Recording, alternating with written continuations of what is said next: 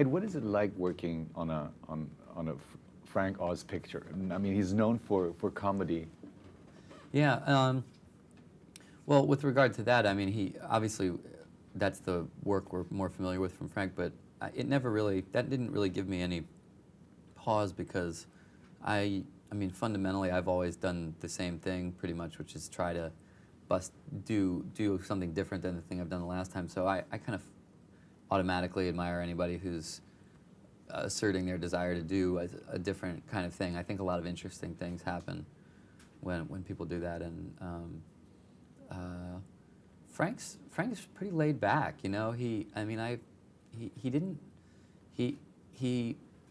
had a real specific idea about the style in the beginning, long before we ever started.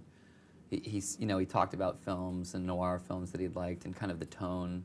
And we shot some camera tests, and I went and saw, the kind of the look and the palette of what they were shooting. They were shooting with these really beautiful anamorphic lenses, and I could just tell he had a textural feeling he wanted to create with it.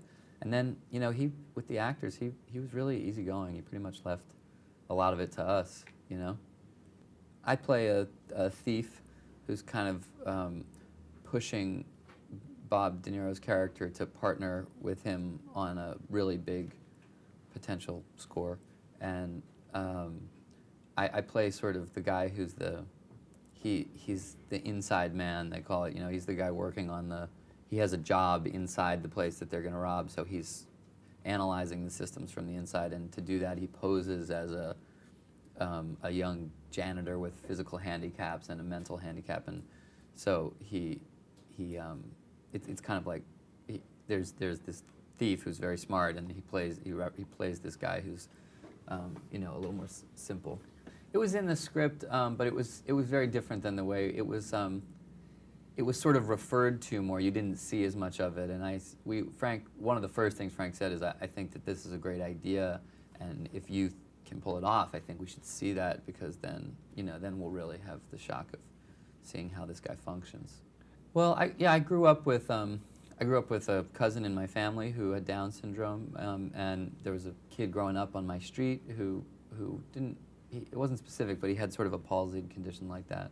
And then up in Montreal, so I was pretty familiar with it from growing up, certain aspects. But then in Montreal, where we filmed the movie, there was a program for adults with physical disabilities, not mental disabilities, but. And I had a couple. I went, spent days with them, and some of them came to the set and were really helpful to me, sort of pointing out little physical traits and things like the neck thing and twitching. Well, I think, at the end of the day, the thieves are all motivated by pretty much the same thing, which is kind of somehow money made on the strength of their wits, Well, usually just the story. I mean, I think at the end of the day, movies are all about storytelling.